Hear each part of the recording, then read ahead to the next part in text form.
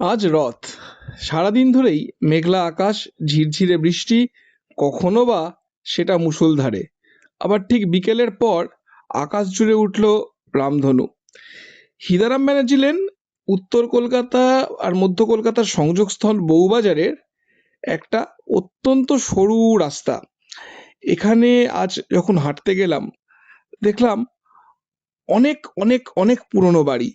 এবং সেইখানের বাড়িতে গিয়ে ঘুরতে ঘুরতে ধর বাড়ির 205 বছরের রথ দেখলাম। দেখে ফিরে আসার সময় সামনে পড়লো নবকৃষ্ণ গুঁয়ের আসল দোকানটা, সেটা তৈরি 1840। তো সেখানে গিয়ে সন্দেশ তো খেতেই হয়। খেতে গিয়েই দোকানদার এবং সেখানকার যারা কর্মচারী, তারাও বৃদ্ধ, তারা আমাকে জিজ্ঞাসা করলেন, মালপো খাবেন নাকি?" আর সেই মালপো খেতে গিয়ে এক দারুণ অভিজ্ঞতা হলো আজ। মালপোয় কামড় দিতেই অনেক পুরনো কথা মনে পড়ে গেল। চারপাশটা একটু কড়া, চিনির রস বেশ ভালো মতোই বোঝা যাচ্ছে।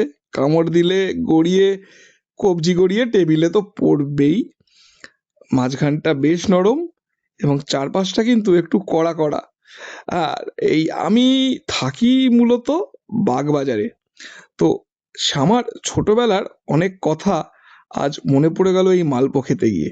তো ভাবলাম, যদি কোথাও একটু বলে রাখি তাহলে বেশ ভালো হয়।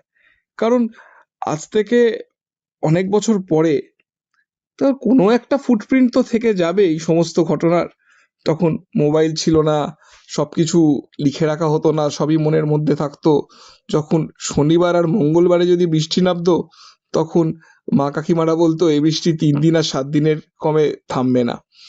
তো সেই সময়কার কিছু গল্প বলার জন্যই এই ভ্লগ বকা নিয়ে আর কি।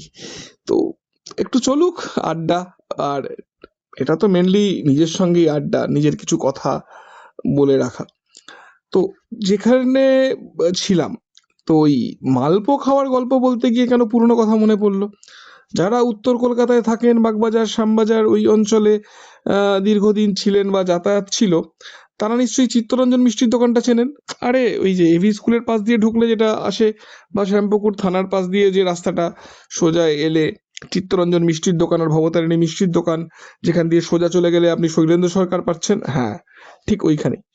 এই ভবতারিণীর ঠিক পাশেই একটা মিষ্টির দোকান ছিল, এখন বন্ধ। সবকিছুর মতোই, ভালো সবকিছুই আর থাকে না। তো সেইখানে এই মালপো পাওয়া যেত একটা। সেটা বেশ, আজকে আমার এই মালপো মুখে দিয়ে এক লহমায় যেন সেইটার কথা মনে পড়ে গেল, বুঝলেন। তো সেই মালপোয় বেশ মৌরি দেওয়া থাকতো। আমি পড়তাম স্কটিশে। তো স্কটিশ থেকে যখন হেঁটে হেঁটে ফিরতাম মায়ের সঙ্গে বেশিরভাগ দিনই, ওখান থেকে মালপো খাওয়াটা কিন্তু একটা বেশ একটা নিয়মের মধ্যেই পড়তো। না না, রোজ নয়, আম, সপ্তাহে 2 সপ্তাহে একবার করে তো হতোই। আর তারও পরে আর একটা রাস্তা, যেটা পার্ক, শ্যাম পার্ক থেকে রাস্তা পেরিয়ে ফড়িয়া পুকুরের দিকে যাচ্ছেন, শ্যামপুকুর থানার দিকে।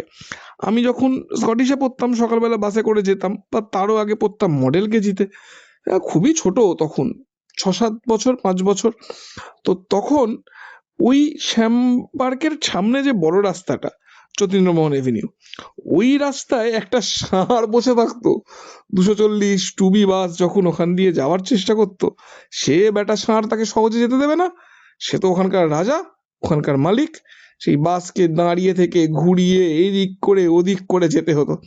আপনারা যারা পুরোনো দিনের লোক, আপনাদের মনে থাকবে নিশ্চয়ই এ কথা। আপাতত এটুকুই থাক আজকে। দেখি আপনাদের আমার পুরোনো দিনের গল্প শুনতে ভালো লাগে কিনা। যদি ভালো লাগে বলবেন, আবার ফিরে আসবো বকবক করতে।